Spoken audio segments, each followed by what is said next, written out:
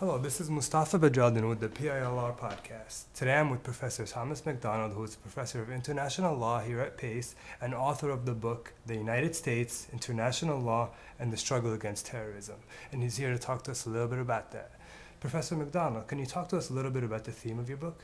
Yeah, thank you, Mr. Madrellan.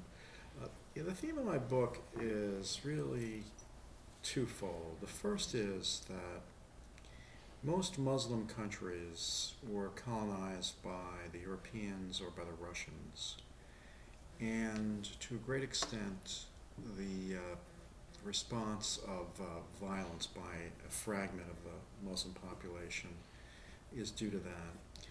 And secondly, the United States, in order to be successful in the struggle against terrorism, needs the cooperation not only of Muslim countries, but of individuals in the police and armed forces of Muslim countries, and most importantly, of the people in Muslim communities and countries throughout the world.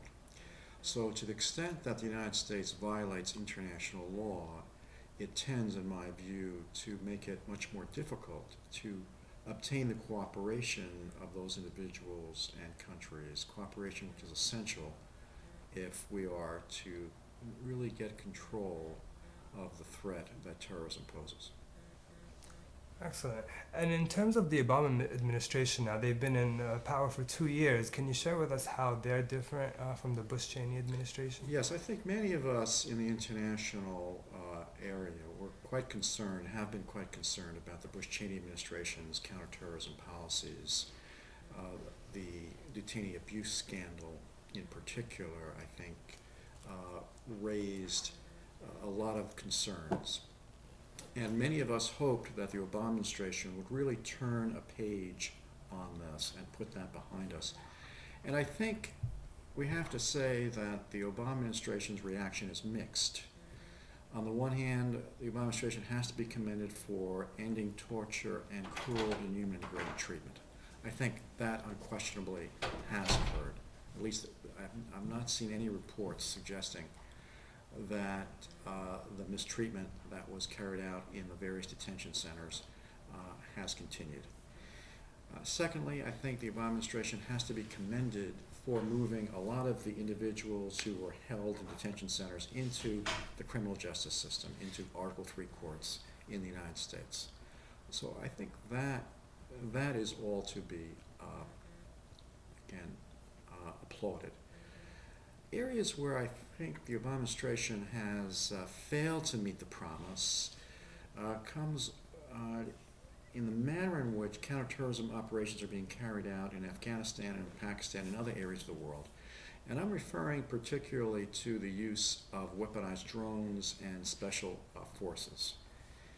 As you may know, Mr. Beltrelden, the CIA is operating a so-called secret program of drone attacks in Pakistan.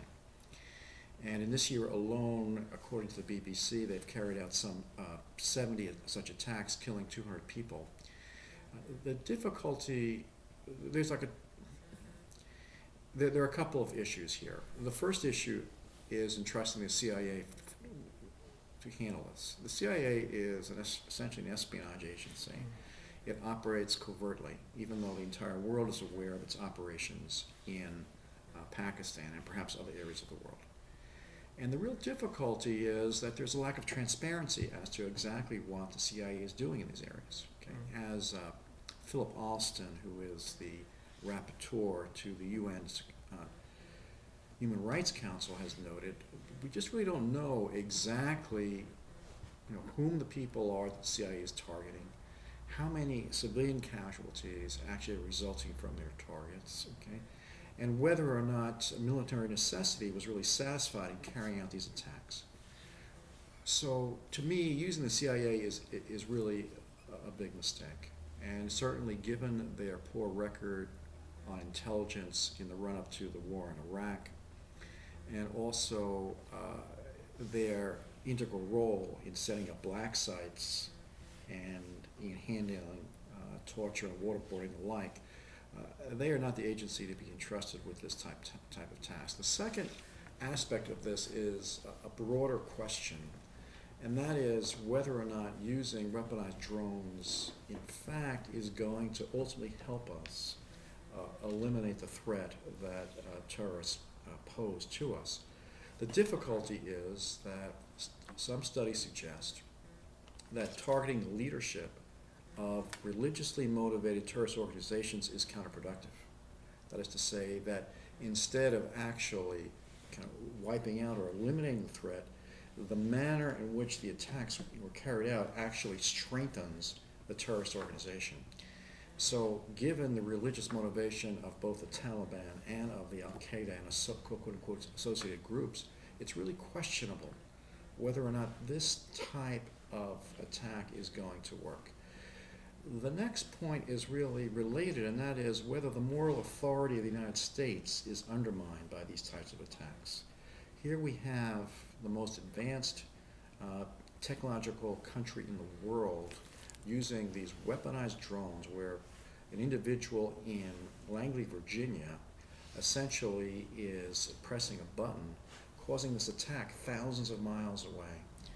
And whether or not that really advances our moral standing in the Muslim communities of the world, I think is at best questionable. Excellent. Well, thank you, Professor McDonnell, and we sure hope to have you back to discuss future topics. Okay. Thank you, Mr. Bedrell. Thank you. Bye now.